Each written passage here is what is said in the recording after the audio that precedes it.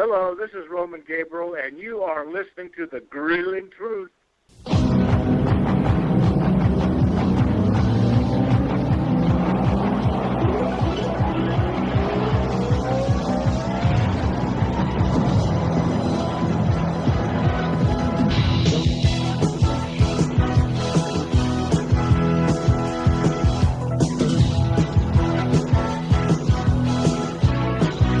Welcome, everybody, to Survive and Advance on the Grilling Truth Sports Network. Survive and Advance is brought to you by Replenishing Care Technologies, the future of sports medicine.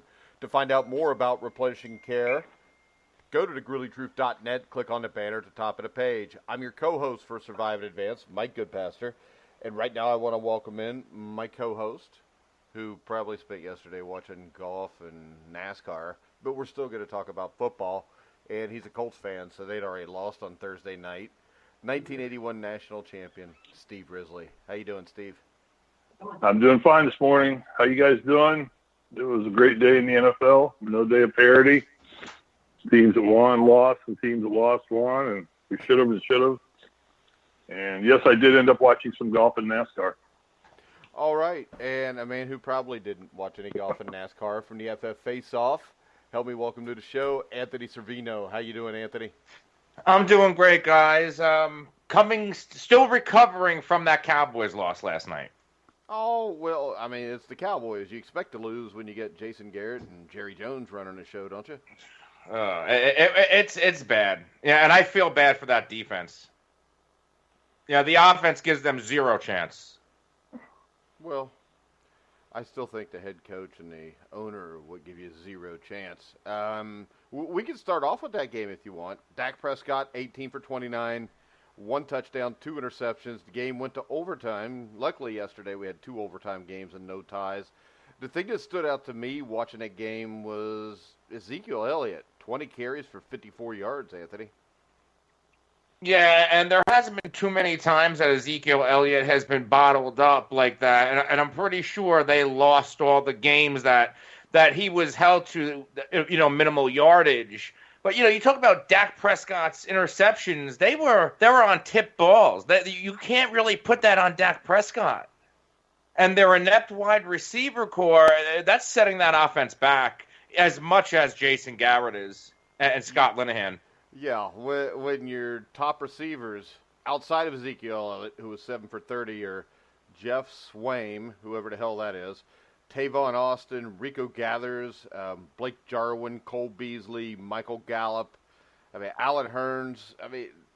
These guys are a bunch of number 2, 3, or guys that don't even make other teams, Anthony. They were rejects from other teams. Alan Hearns, he was rumored to be a cut last season, but the Jaguars had so many injuries at the wide receiver position last year. And Tavon Austin, what's he ever done with the Rams to garner playing time, nonetheless starting playing time in Dallas? And this is a team that is always expected to put out the best players and compete for a championship.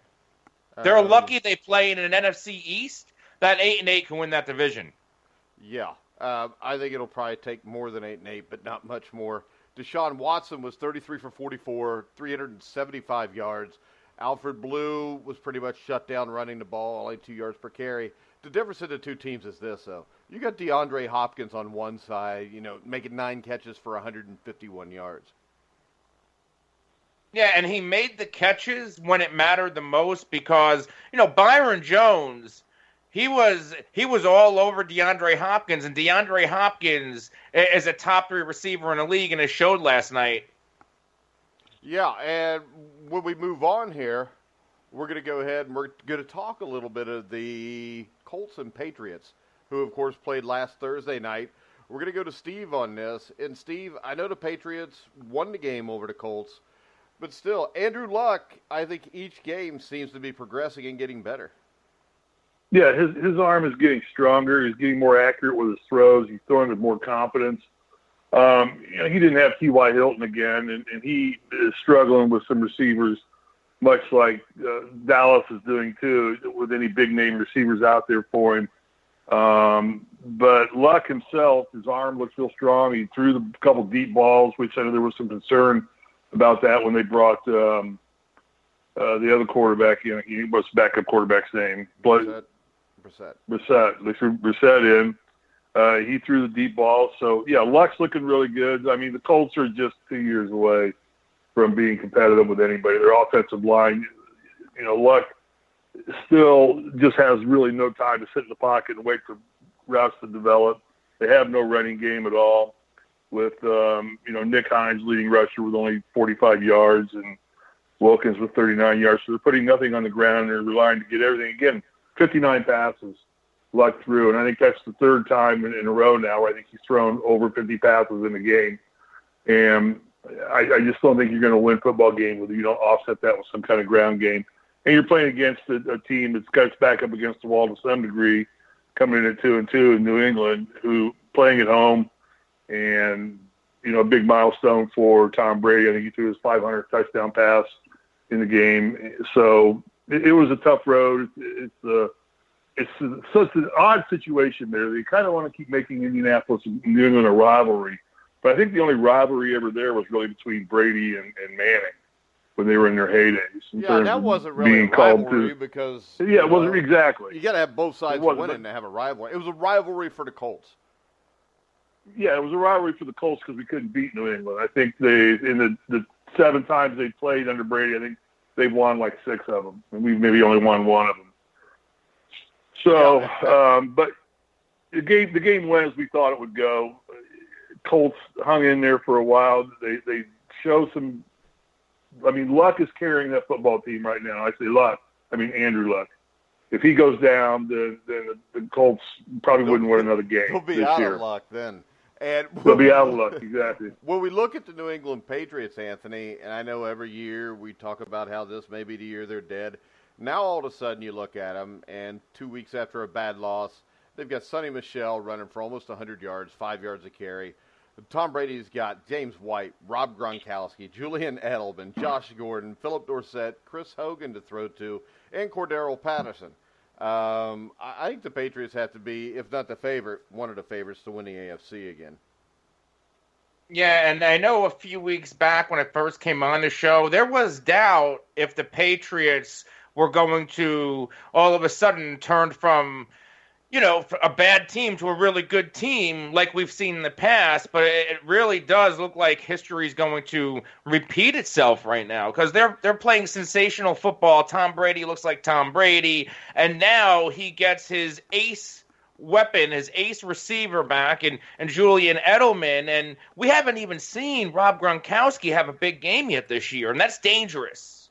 Yeah. When they're still putting up all these points, and Rob Gronkowski's nowhere to be found.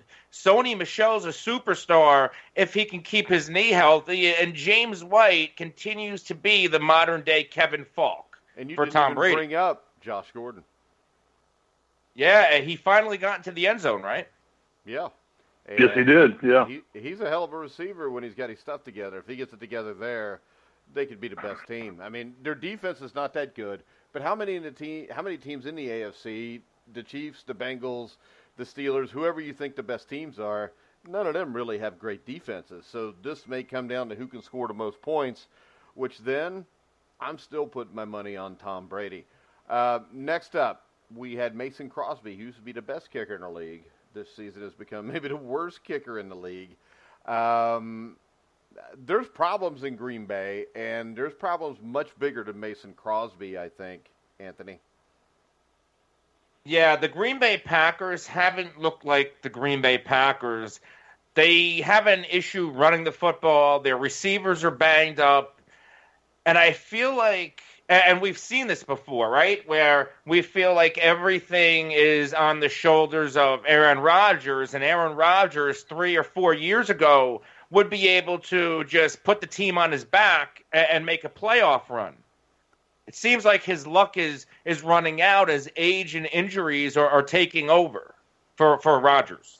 Yeah, and to me, it seems to be the biggest problem is head coach Mike McCarthy.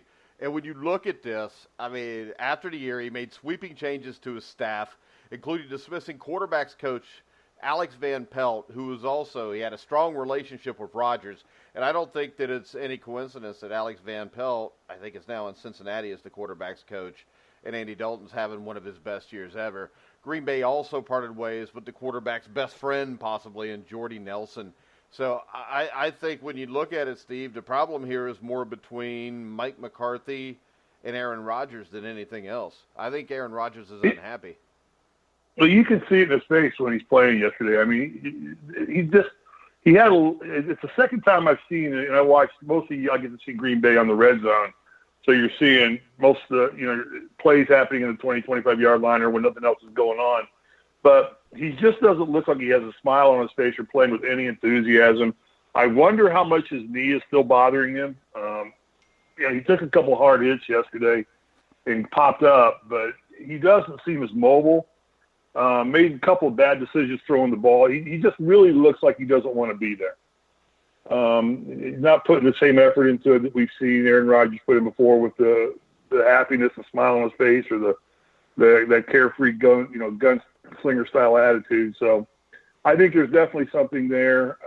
I think the Packers are going to get in jeopardy, maybe not even making the playoffs here pretty soon, even with Aaron Rodgers in there, because you got teams like Detroit coming up, you got the Bears, and you got Minnesota, and that division's gotten awful balanced real quick. And I just don't see the Packers really as having that enthusiasm it's going to carry to put them back up on top of that NFC division. All right, that brings us to Eric Reed, Carolina Panthers safety, now Panthers safety. He had filed basically a collusion charge against the NFL because he wasn't signed. Got signed by the Carolina Panthers. Reed was the only player to take a knee during the Star Spangled Banner, continuing the protest he began while playing with the 49ers with Colin Kaepernick. What's your take on this, Anthony? I think this is a subject that might not be going away for a while, and we kind of knew. I feel like Eric Reed made his stance known ahead of time, so it's not like we should be surprised, right? No, and I don't see why anybody should have a problem with it, because there was teams like the Bengals who were going to sign him, but when they asked him, he wouldn't commit to what he would do, which then as a team, you have a right to not sign him if you don't like that, especially if you tell him, if you play for us, you can't do this. Obviously, the Panthers didn't tell him that. He did it. I don't even see why it would be a story anymore, Steve. I'm so over it. I'm like, I don't even know, why are we talking about it? We don't want to make it a story. I mean, it's run its course. Is he the only player that's taking the knee this year in the league? I think he was the only one this week. This week, okay, yeah. I've not heard of anybody else taking knees anymore. I think that's run its course. I think we need to move on and forget about it. Just let those that want to protest. It's their right to do it. The team will deal with them individually how they want to. If they choose not to play them, don't sign them. If they do, go ahead. Carolina chose to. They knew what they were getting into when they did it. It's no big deal. I agree, but we in the media, just Googling Eric Reed's name, the first hit that comes up is a story titled "Eric Reed takes a knee in his NFL return and breathes new life into movement." Certain media sites want this to be alive because it's cheap clicks. Yeah, which is the only reason we're talking about it. It is not our headline, by the way. Yeah. So it's not for cheap clicks. It's just because everybody else is going to be talking about it. I agree. But no, the site I'm on right now to look at the stats. As we're talking, it was a little link on the bottom page. It's Eric Reed. So what's this about Eric Reed? I popped it on. I really wasn't even aware of the whole situation to any great degree. Then I popped up and said, "Oh, okay, great." So there goes. And he wore an I support Kaepernick T-shirt when he signed, and they announced that he was signing and all that. I found all that too, but. Yeah, you're right. Media makes an issue of it because it's something for them to write about. They aren't as smart as us who can break down games and talk about stats and make real comments and decisions about these games. All right, next up, we had a battle of teams with losing records that everybody thought would be Super Bowl contenders this year. The Pittsburgh Steelers in Pittsburgh beat the Atlanta Falcons 41-17. And the thing that stood out to me here, Anthony, is this. James Conner, 21 carries for 110 yards, which means Ben Roethlisberger only had to throw the ball 29 times. Pittsburgh wins the game, And I think this goes to show you that Le'Veon Bell did have a big impact, because when James Conner has big games, it seems like those are the ones that the Steelers win. No, absolutely he does. And out of the 5 games this year, there were 2 games where Connor only averaged 2.1 yards per carry. In the other games, 4.4, 4.1, 5.2 yesterday. And pretty soon, Le'Veon Bell is expected to make his return. And how is that going to impact how the Steelers' offense is going to look? Well, see, I think the biggest question is, will Le'Veon Bell be in game shape when he shows up? And is Le'Veon Bell going to cause Steve more trouble than he's worth when he does show back up? That's the question, because if you watch the Steelers, they're gelling a little bit now. They're looking better and better every week. You're starting to look back like a football team is capable of making the playoffs and maybe challenging Cincinnati for a spot and a run in the playoffs. So that's the question. How's he going to be received in the locker room? I mean, how good is Connor going to keep getting? How much resentment is there going to be toward him coming back so late? I don't know. They're going to bring him back. Is it true? I've heard week 7 is the week he's supposed to be coming back. Yeah, after the week 7 bye, week. I think. Yeah, but then you have to question how serious he is, because next week, which is week 6 before their bye, they go to Cincinnati. They play the Bengals. The Bengals are 4-1. The Steelers are 2-1. If he's serious about doing this to actually help the team, his ass would have already been back, because if they come out and they lose to Cincinnati, then all of a sudden they're 3.5 games out of first, and they're pretty much dead in the water. So week 6 is next week, right? Yeah, but week 7, he's coming back then. I mean, he's waiting until after their biggest game. Yeah, well, it tells you he's not in game shape. That probably he just has done nothing, physically rigorous enough to keep himself in game shape. And I think that, he runs the risk of getting hurt almost immediately. He comes back in and tries to play against a team like the Bengals, who've got a good, solid defense. I don't know how serious he is. I don't know if he wants to stay in Pittsburgh or not, or if he's just coming back so he can pass the stats and see if he can get himself traded somewhere else. I don't know what the situation is there, but I know it does appear that the Steelers are improving week by week, from where they looked against Cleveland in the opening week to where they looked yesterday. They're a much better football team, and they're throwing the ball better.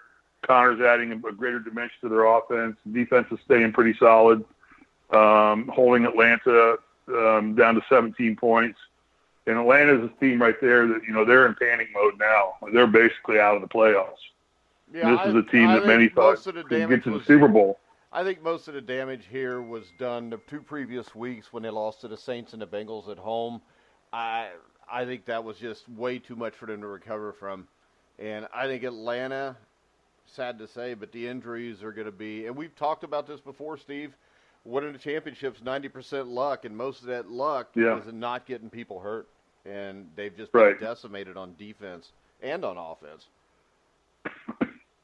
Yeah, but they're one of the teams that you pretty close to write them off about now. You're getting to the point now where you can start taking teams like the Colts and Atlanta and teams where you can just say, that's it. Start prepping for the draft and hope you can get something good coming out. Yeah, and that brings us to the New York Giants. Eli Manning was better than he has been lately, 22 for 36, 326 yards. Saquon Barkley was held to 3 yards a carry by a stout Panther defense. Odell Beckham, 8 catches, 131 yards. But it seemed like the Giants had this game won. Cam Newton made some questionable decisions on their final drive. And then Graham Cano steps up and kicks the 63-yard field goal to win the game. And I'm sure Anthony Cervino enjoyed that as much as anybody. Yeah, I did. I thought that was a phenomenal outcome and a very exciting game to watch. But you're right about Cam Newton's decision-making as a whole yesterday. I had a lot of questionable calls. The Panthers, though, they have some young and up-and-coming receivers. With Devin Funchess, I was never a big believer in him. But now you have DJ Moore coming off the bye and Curtis Samuel coming off the bye. They're playmakers, and I think we're going to see a lot more of them moving forward. They're expected to get Greg Olsen back next week. So I think this Panthers offense, they're poised to make a playoff run, especially like what you said before with Atlanta out of it. Yeah, and I think they can make a playoff run, but they're never going to win a Super Bowl because they don't have a quarterback. And until the Panthers get one, they're not winning anything. That's just my opinion. I just don't see it when I watch him play. He doesn't look like a guy that's going to win a Super Bowl. You're talking about Cam, right? Yeah, I'm talking about Cam. I just don't see it happening. Yeah, I mean, they came close already. But I get what you're saying with the type of quarterback and the type of player is. As great as he is on the field, he doesn't seem like he could get over that hump in the pros. Yeah, I just don't see where he's that great on the field. I mean, he's a guy that completes 55% of his passes. If you put him 30 years ago, that would be great. Next up, the Tennessee Titans. I guess spit the bit. They lost 13-12 to the Buffalo Bills. The Bills won this game with their quarterback Josh Allen, 10 for 19, 82 yards. LaShawn McCoy had a nice game, but not great, 24 carries for 85 yards. And my question here is this, Anthony. We all think Mike Vrabel has done a great job with this team, but coaching can only take you so far. You need some players also, and Marcus Mariota did not play well yesterday. And this is a huge disappointment because this Buffalo Bills team lacks a lot of talent. No, but the Buffalo Bills, talk about head coaching, they seem to be playing for Sean McDermott right now and playing for Josh Allen. But the Titans, this isn't the first game that they were anemic on offense. They beat the Jaguars 2 weeks ago. Yeah, 9-6 or something. Yeah, 9-6. And you have a quarterback like Marcus Mariota. You have the explosive running backs. But just like the Cowboys, where it seems like you have all the pieces in place, I just don't believe in LaFleur, who their offensive play caller, as much as I don't believe in Jason Garrett. And LaFleur is getting talked up like he's supposed to be the next coming of Sean McVay, and it's just not happening. And I don't think it's happening with Marcus Mariota either. Yeah, and when you look at this, Steve, I know we were high on Mike Vrabel. I still am because I still don't think this team talent-wise is a 3-2 team. But I think the other thing we got to look at is how good the AFC South really is. I mean, the Jaguars obviously lack a quarterback. Tennessee is lacking a few things. The Colts are Andrew Luck.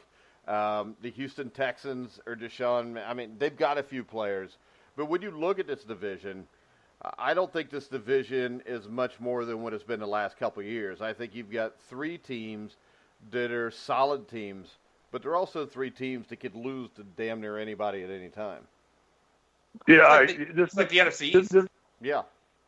This division's always been that way, though. I mean, the Colts won it for, 6, 7, 8 years in a row, never being one of the best teams in the AFC. But they always got into the playoffs because they were playing in this division. I think that there's just a lot of parity in this division. Like you said, they're all going to end up around 10, and maybe one team will go 10-6. Real quick, I don't know. Steve, here's my question for you. Here's my question for you. Everybody always talks about parity.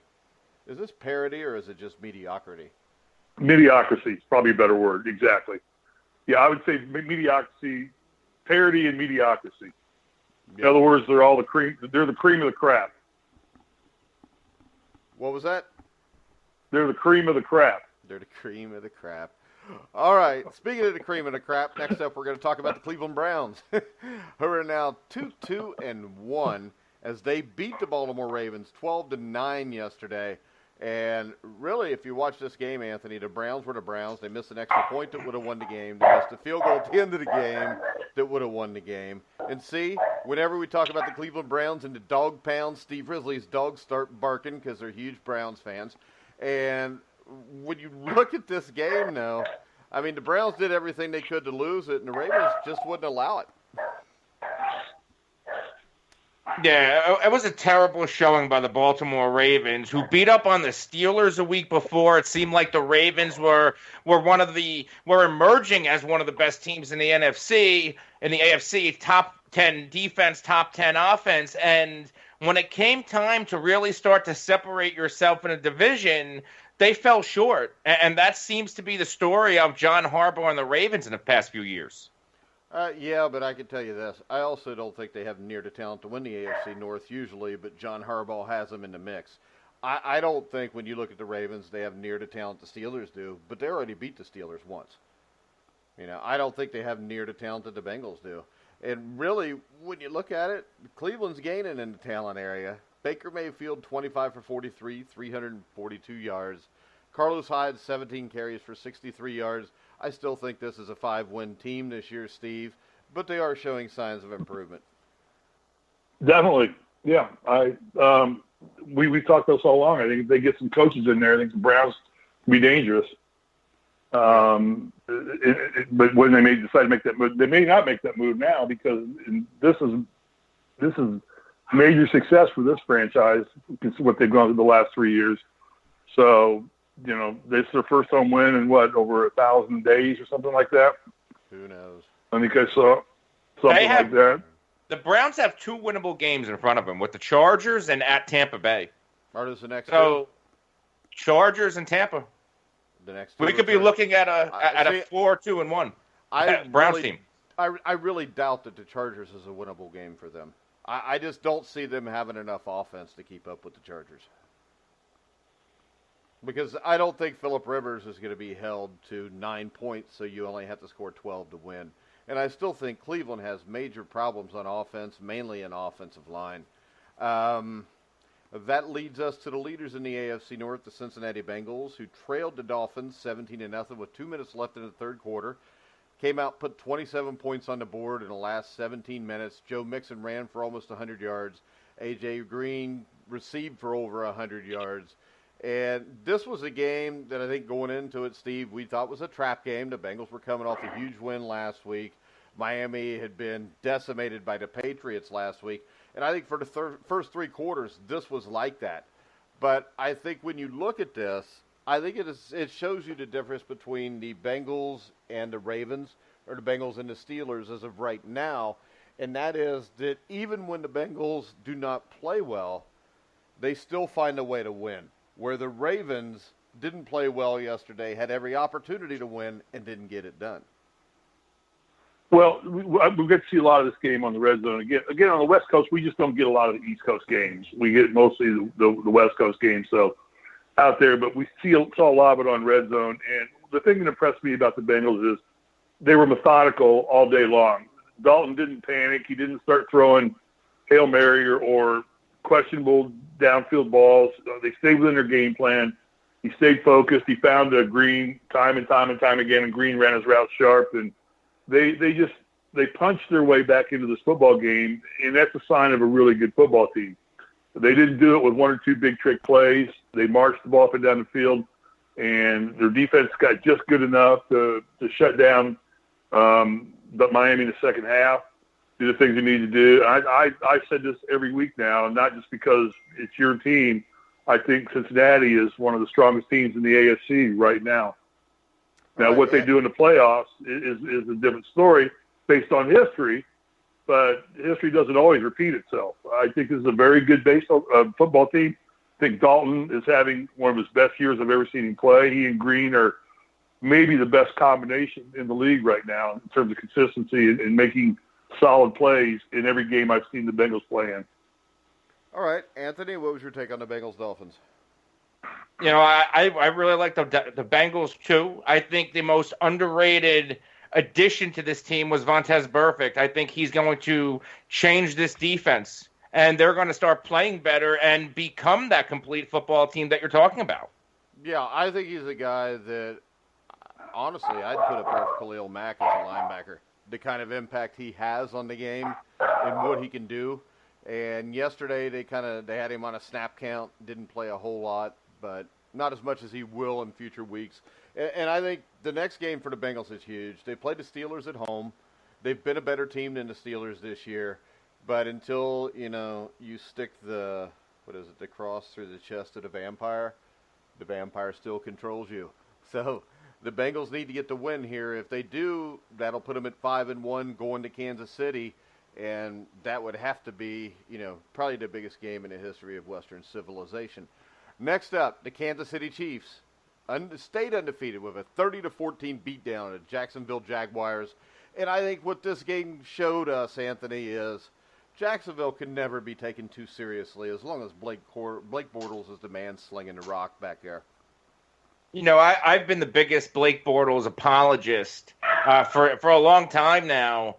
But yeah, he had a really bad game despite the stats. They were trailing the whole time, so of course he came out with 430 yards passing. But the 4 interceptions, that's classic Blake Bortles. That's Blake Bortles from 2015. And if the Jaguars are going to make a serious run, Blake Bortles has to do a better job controlling the football, and he did that. He was doing a great job with ball security until this Chiefs defense came out of nowhere, and that's really what has, that's a big takeaway from this game, too. After I said about Vontaze Burfict for the Bengals, it seems like the Kansas City defense, as poorly as they've played, they're starting to pick it up a little bit as the season grows older.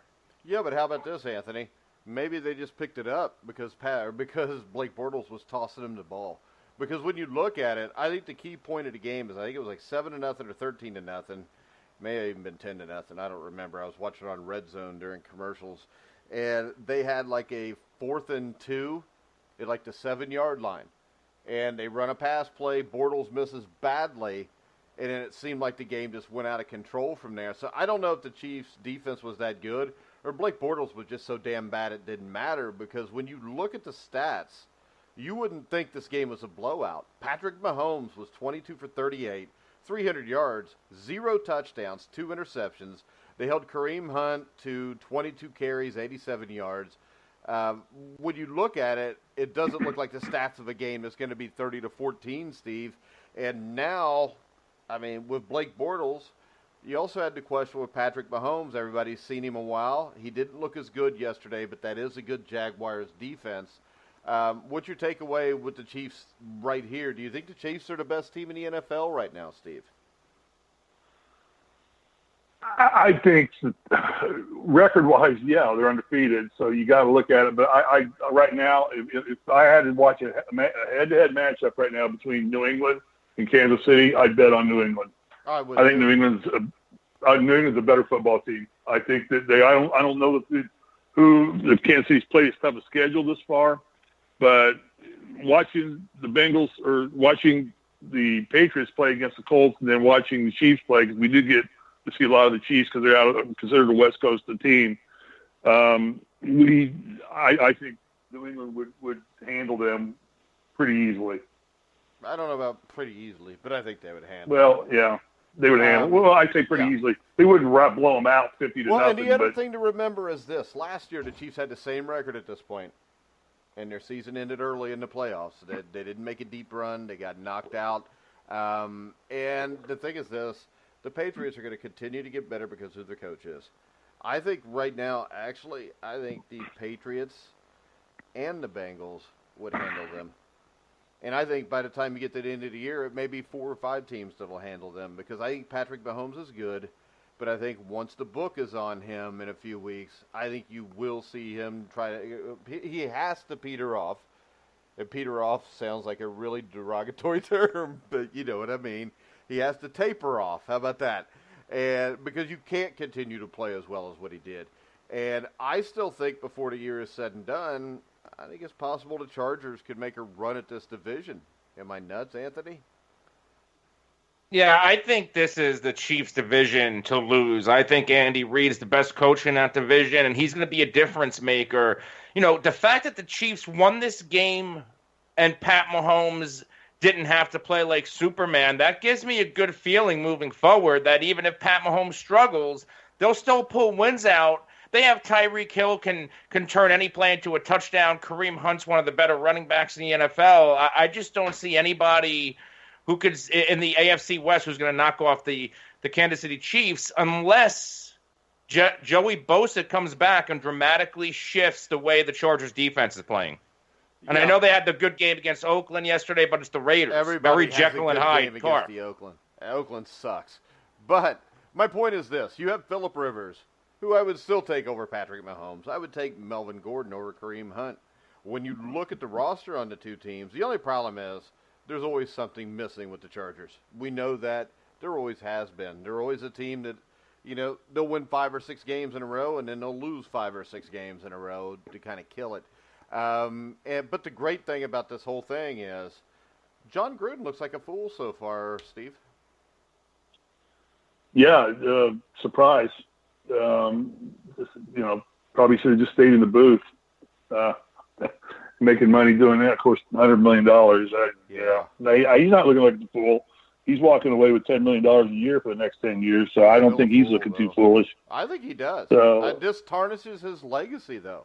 If you look at him, he was the dude that took Tampa Bay and won a Super Bowl. Now he's going to be the dude that came out of the booth and humiliated himself for money. Well, we got to give him more than 5 games into one season, no, too. We don't, I mean, he inherited.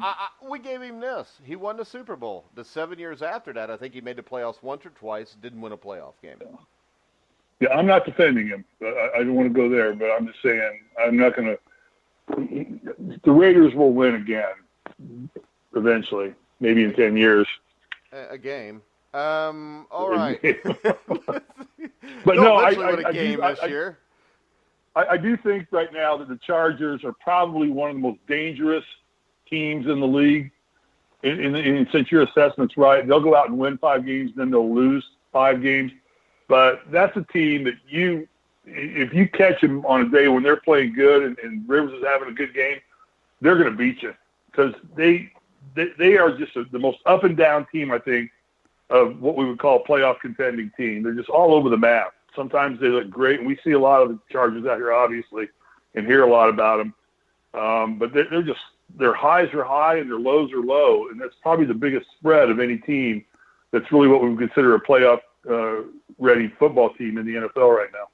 All right, next up, the Minnesota Vikings travel to Philadelphia and beat the Eagles 23-21 in a rematch of last year's NFC Championship game. The thing that stood out here, Anthony, has to be Kirk Cousins. I don't think I've ever seen him throw the ball better. He was 30 for 37, 301 yards and a touchdown. He really had no run game that existed. Adam Thielen over 100 yards. Stephon Diggs, 90 yards. Kyle Rudolph had 5 receptions. When you look at this is the team people have expected to see, at least on offense. And the defense looked a little bit better than what it had in the past. Are the Vikings starting to round into form, do you think? Or are the Eagles just a little bit off yet? I think it's a little bit of both. I don't necessarily buy into the Eagles in 2018. I don't think that Carson Wentz is necessarily 100% healthy. I don't think his receivers are necessarily healthy. The running backs are banged up. The offensive line is aging. The defense took a step back. The Eagles are a little bit more of trouble than what people thought coming off of a Super Bowl. But, yeah, the Minnesota Vikings and Kirk Cousins, this is what they're paying him the guaranteed contract for. And I'm one of the biggest Kirk Cousins guys around in the preseason. People looked at me sideways when I said he'd pass for 5,000 yards in his first year in Minnesota. The only thing that's missing for the Vikings is a running game. We don't know what kind of Dalvin Cook we're going to get once he's finally active again. But Kirk Cousins is coming off of back-to-back 4 straight games of passing, completing 72.7% of his passes. And, of course, 81.1% yesterday. No interceptions. I mean, this guy's, a hell of a quarterback. I don't know what else I could say about him. And his weapons are ridiculous. All right. Next up, the Los Angeles Rams ran their record to 5-0 on the season, beat the Seattle Seahawks 33-31. The thing that stands out, or has to stand out, Anthony, is one simple fact. On 4th and 1 on their own 42 with like a minute and a half left, Sean McVay went for it to win the game. We saw a couple guys get trashed for doing something similar. Well, one got trashed, one didn't last week. What was your take on McVay's call, Anthony? After we had the conversation last week when I was kind of down on the call, I think after last night seeing how Jason Garrett punted in a similar situation with the way I want the aggressive play caller. All right. So, Steve, you agree? Yeah. I think you did last week, so, yeah. We've converted Anthony. Because when you look at this game, I think the one thing this game shows me is just exactly how good Russell Wilson is. I mean, 13 completions, 3 touchdowns, no interceptions, and he takes a team in the Seattle Seahawks who shouldn't even be in the same stratosphere as the LA Rams and has them with the chance to win the game at the end. And I think Russell Wilson, to me, I think he's one of the most underrated quarterbacks out there right now, Anthony. I don't know if I can call Russell Wilson underrated, especially me coming from the fantasy football landscape where he's been a superstar most of his career. Yeah, but you don't hear him mentioned with the Bradys and the Brees and the Aaron Rodgers. No, you don't. I think a lot of it's because he's a very low-key guy as it is. You don't really see his name positively or even negatively in the media. He keeps a low profile, and he's playing all the way up in Seattle where there are bigger egos on the team than his. Well, not anymore. Not anymore. There are no Eagles on that team anymore. All right. Now, let's go to Matt Andrew Scavage, who we do the Pick'em show with, favorite team, the San Francisco 49ers. I picked the Cardinals to win this game, and he actually yelled at me and told me there's no way the 49ers have too much talent to lose to the Cardinals. Josh Rosen was 10 for 25. Let me repeat that. Josh Rosen was 10 for 25. David Johnson averaged 3 yards a carry, and the Cardinals still beat the 49ers 28-18. I don't even know what question to ask on this. These might be the two worst teams in the NFL right now, Anthony. Yeah, certainly the Cardinals. They're lucky to walk out of yesterday with a win. But the 49ers, they've had a lot of bad luck. Their best player, if Matt Breida, who's their best player right now, was able to stay on the field, and he's been banged up every week and questionable for every game so far, so him exiting with an injury finally is no surprise. If he was on the field, I thought he was going to really carry the 49ers to a win because he was off to a hell of a start before the injury. But, C.J. Beathard, he has no help. I think he's a better quarterback than he was last year. I think he's going to put up numbers, but they're not going to win many games. Especially, Marquise Goodwin didn't play. Pierre Garçon, it seems like he's aged out. And the other receivers just aren't really there. So it's basically George Kittle and C.J. Beathard. Oh, man. I got sleepy just talking about that game. So I'm not even going to ask Steve about it because I know Steve's probably snoring over there right now. Steve, we're going to talk a little Denver Broncos at New York Jets. And the Broncos jumped up 7-0. Same thing, Sam Darnold. He threw a touchdown pass on like a third of all his completions. He was 10 for 22, 198 yards, 3 touchdowns. The thing here that stands out, though, is Isaiah Crowell and Bilal Powell. I mean, they rushed for over 300 yards combined. And whenever you do that, no matter who you are, no matter who you're playing, you're usually going to win. Crowell, 219 yards. Powell, 99 yards. And then Robbie Anderson had 3 catches for 123 yards. This looked more like the Jets team we saw against the Lions at the start of the year than what we saw the last few weeks, Steve. Well, I think it looked. I wonder where Denver's defense was because when we saw clips of this game on Red Zone, I mean, we got to see a lot of this. We've got to see a lot of long runs thrown out by the Jets, but it's just like Denver's defense didn't show up at all. I'm not sure you can give all the credit to New York on this. You can. You got to put the blame on Denver's defense. They were holes all over the place, and these guys were running 70 yards untouched through the line. So this game's on Denver.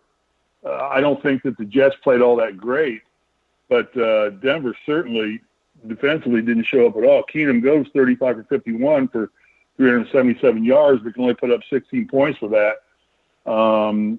I'm not sure they were on the field enough to score enough points, though, because New York was just running it up and running all over them. Yeah, and you had to find it funny. But I did, because, I mean, I'm not particularly a Jets fan. I'm not against the Jets. I actually like Sam Darnold. I think Sam Darnold's going to be a good quarterback someday. I just think with Denver, the Philip Lindsay thing, I mean, I don't think he's as good as he's played so far this year, Anthony. And I think once this gets found out, Case Keenum is a guy that on a team with a lot of talent can get them wins. He's a great quarterback at the end of games, but I don't think he can take a team that is under-talented, if that's what – and they've got receivers. But offensive line-wise, I don't see it in Denver. I know they've drafted a few guys, but still on the O-line they're not very good. And this defense is nowhere near what it was a few years ago. No, and that's where I was going to go with this, that people still expect this Denver defense when they still had DeMarcus Ware and Aqib Talib and company, and it's just not the same defense. They're in transition. Von Miller's still a great player, but on the other side, they have a rookie in Chubb. And they got burned. It wasn't like the Jets were putting together these long drives. They were big play after big play. And it was Isaiah Crowell with the 2 big runs, and it was Robbie Anderson with the 2 long touchdown passes from Sam Darnold. All right, guys, we're going to go ahead and we're going to move ahead to previewing a game. Tonight, the Washington Redskins will go to New Orleans at the Superdome to face the New Orleans Saints. The Saints' Drew Brees only needs 201 yards passing to surpass Peyton Manning as the all-time leader in passing yards. When I look at this game, it's a 6.5-point spread. I think you'd have to be nuts not to give the 6.5 points here, Anthony. When you look at it, Washington since 2008 has been horrible on the road on Monday night, and the Saints have been almost untouchable on Monday night in the Dome.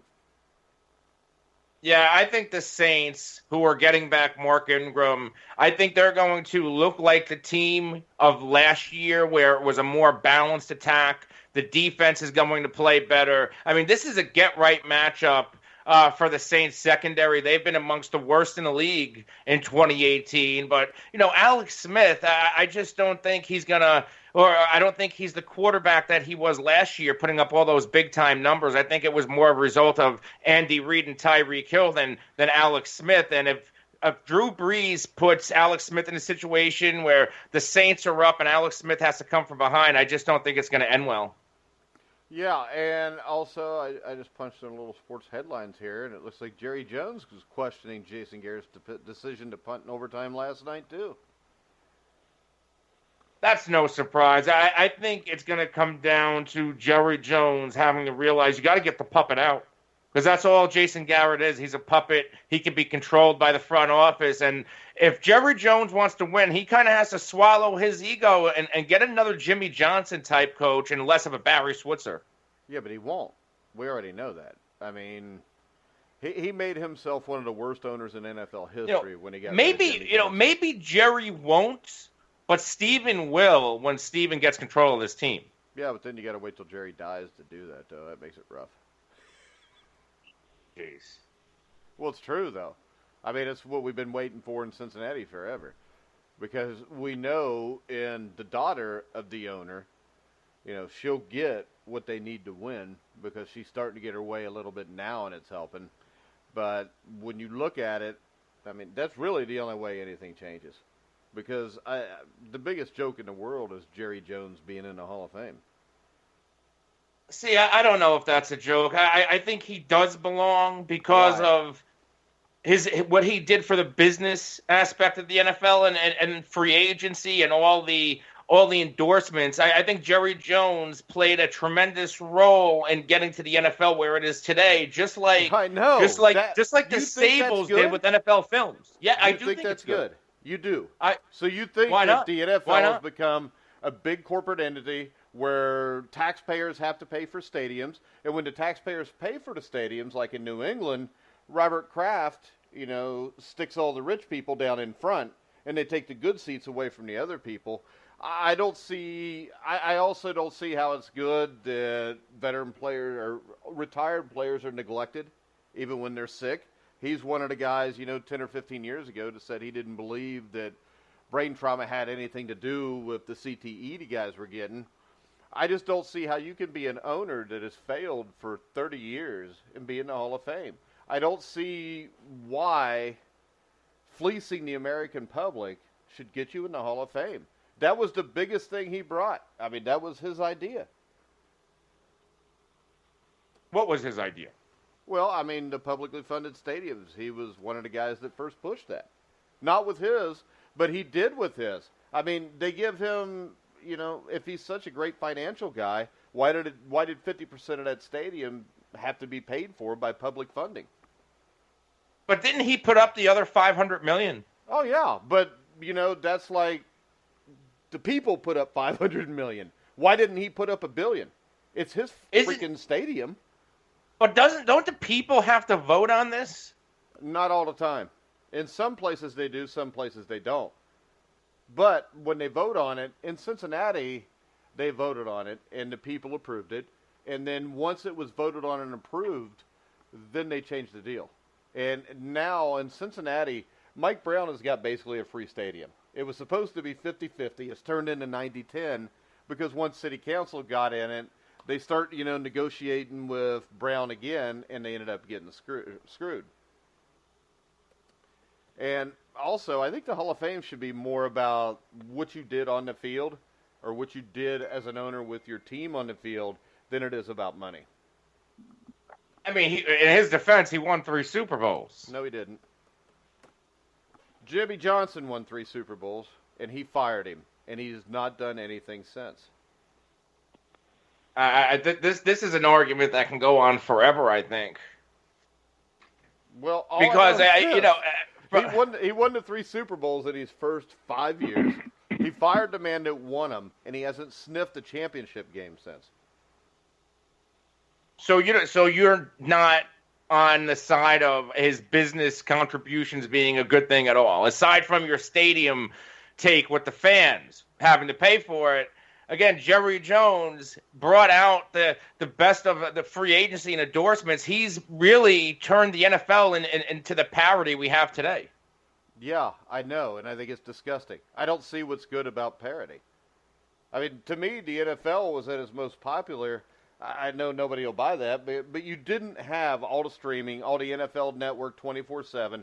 But to me, the NFL seemed better. In the 70s, you had 5 powerhouse teams. All in one conference. You had the Steelers, the Dolphins, the Raiders. I mean, hell, the Bengals were a really good team back then who couldn't get past those 3 teams. I mean, today, all you have is a bunch of shit. I mean, the quality of play in the NFL is shit. The rules are shit. You can't hit somebody without getting a penalty. And I think all of this comes from Jerry Jones and all these other owners and what they've done over the last 20 years. But if you're talking about player safety, there was no player safety in the 70s. Yeah. That's why there's the Mel Blount rule. Yeah. But the Mel Blount rule, why would the Mel Blount rule be player safety? The Mel Blount rule was on whether you could. He was whacking wide receivers. Yeah. Because he was tackling receivers without the ball even going to him. Well, the ball wasn't going to him. You had to be able to hit him.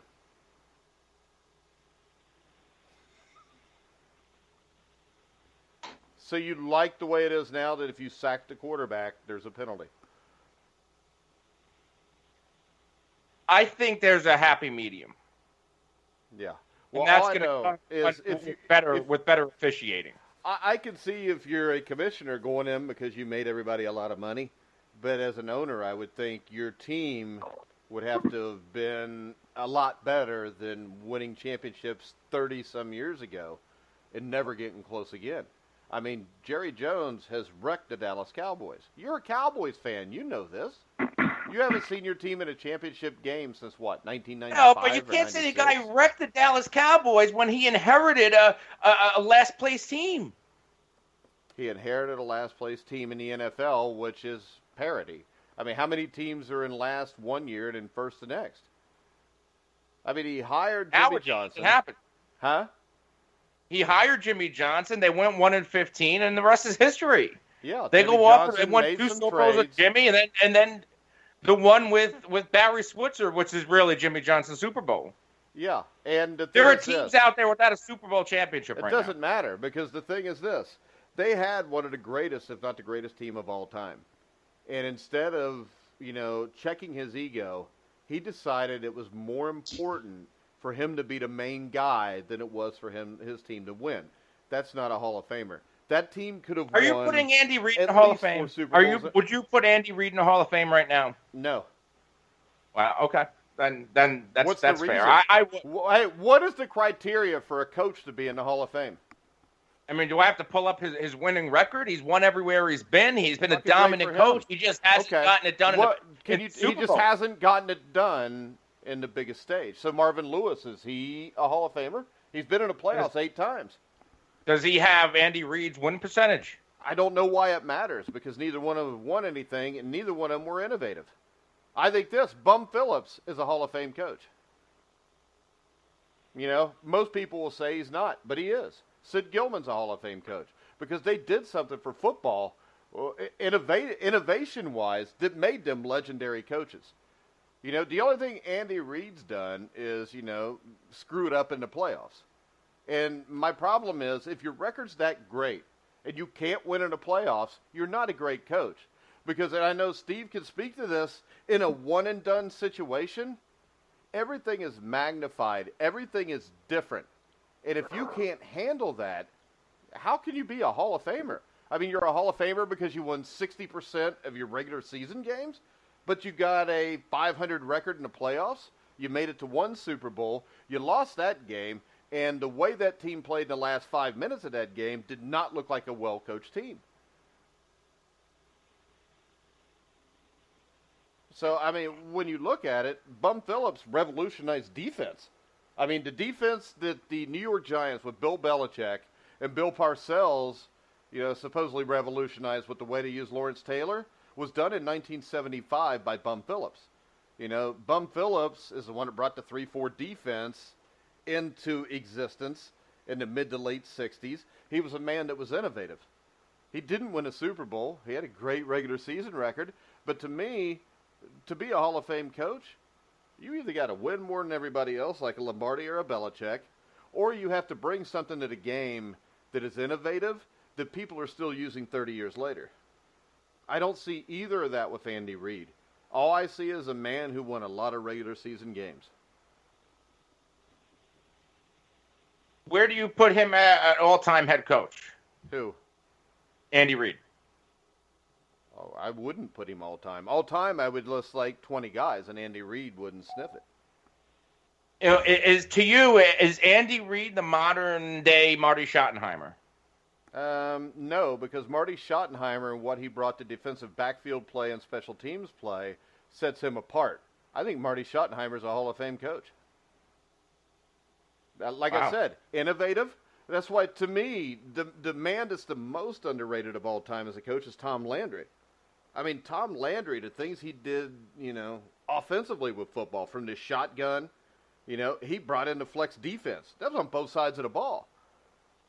And he won forever. He made it to multiple Super Bowls. He won multiple Super Bowls. That's a great coach. And see, my problem is this. Andy Reid, by the way people judge Hall of Famers today, yeah, maybe he deserves to be in the Hall of Fame. But the Hall of Fame should only be for all-time greats.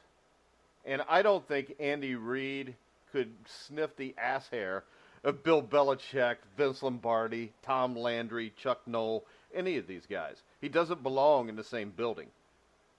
Literally, he doesn't belong in the same building. And I think what we've done is we've done the Hall of Fame down so much that it's not all-time greats. Andy Reid's not an all-time great. If you can have, Marvin Lewis in the Hall of Fame, Marv Levy in the Hall of Fame. He shouldn't be. Nothing Marv Levy has done should be Hall of Fame worthy. He was not innovative. He did not win. He lost 4 Super Bowls. And see, the thing about Marv Levy is this. Those last 3, he was not the best team. But that first Super Bowl, he got completely outcoached by Parcells and Belichick. He had the better team. They were playing the New York Giants, who had an aging Otis Anderson, who ended up winning the MVP. They had they had a backup quarterback in Jeff Hostetler, and he'd lost that game. He never should have lost that game. Marv Levy does not belong in the Hall of Fame. And if you look at Marv Levy's record, before he went there, he was a man that in 1977 or 78 became the Kansas City Chiefs head coach and actually tried to run the wing T in the NFL. Wow.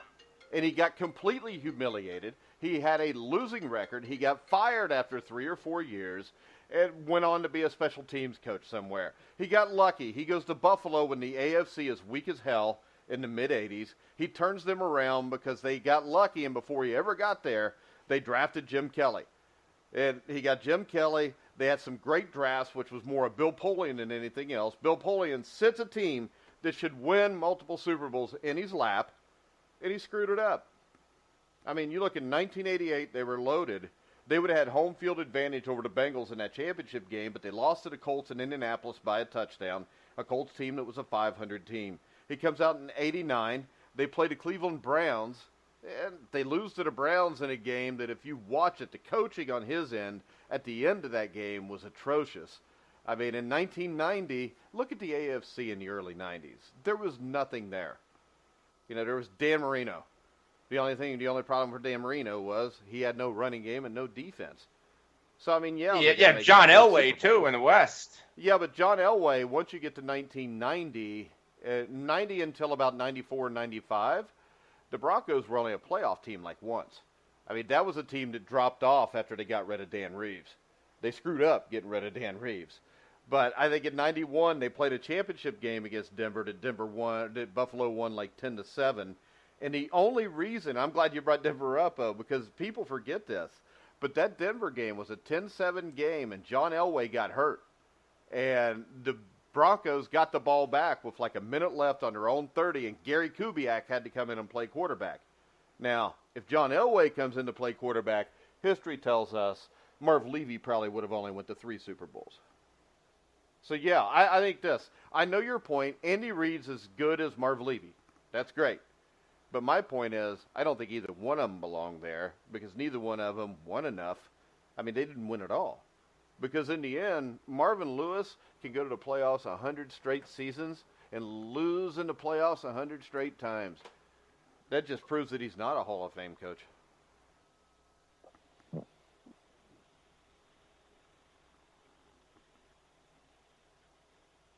Anthony? No, I'm just taking it all in. Yeah, so, I mean, that's my point. I think only legends should be in Hall of Fames. And I think all Hall of Fames have been so dumbed down. I mean, Jack Morris is in the Major League Baseball Hall of Fame. He was barely above a 500 pitcher.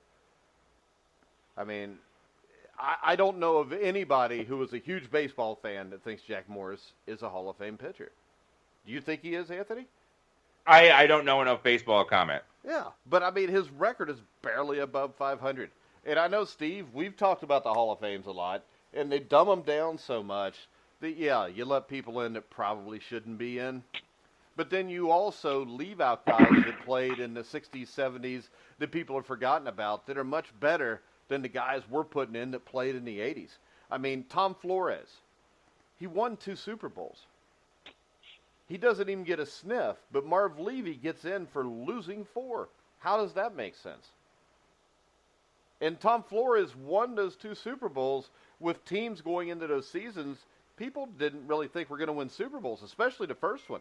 I mean, was that the Plunkett years? Yeah. I mean, they go in 1980, and Dan Pastorini was a starting quarterback in 1980 because in 1980, before the season started, Houston traded for Ken Stabler, gave them Dan Pastorini. They started out the season like 1-3 or 2-2. Pastorini breaks his leg in Oakland against the Washington Redskins. I mean, Jim Plunkett comes in to be the starting quarterback, and everybody thought the season was over. And they go on to win the Super Bowl against the Philadelphia Eagles. And the thing people forget there is, halfway through the season, the Eagles held the Raiders to 7 points in a regular season game. So nothing shows if you can coach more than your team gets better from the start of the year to the end of the year. And they went from losing 10-7 to Philadelphia mid-season to beating Philadelphia 27-10 in the Super Bowl. So Tom Flores belongs there before Marv Levy or Andy Reid. He won 2 Super Bowls. Yeah, I mean, you put up a good case there about Marv Levy. I'm just a big Andy Reid guy, and I think eventually Andy Reid will get over the hump. Well, I don't think he will. Not unless Bill Belichick retires. Because Bill Belichick seems to be a pretty big hump. All right. Redskins Saints tonight. Did we talk about that yet? Yep. We did? All right. So we're all Yeah. picking the Saints, right? All right. We're so, done. Steve, I know you're a big NASCAR guy. You're a big golf guy. And there was something special that happened this week in both of those sports almost simultaneously. You want to talk a little bit about that? No, not really. We'll save it for another day. No, you have to talk about it because you were mad at me because I wouldn't start the show with it. No, that's all right. We'll save it. We have a golf show we'll do on Tuesday night. We'll broadcast it all then. And that golf show will be with Lucas Weiss. And what will the topic be? Yes. Well, we'll review the Safeway Open, the first official PGA Tour event of the new season, and the first qualifying player for the Masters this year. Ryder Cup points start up again.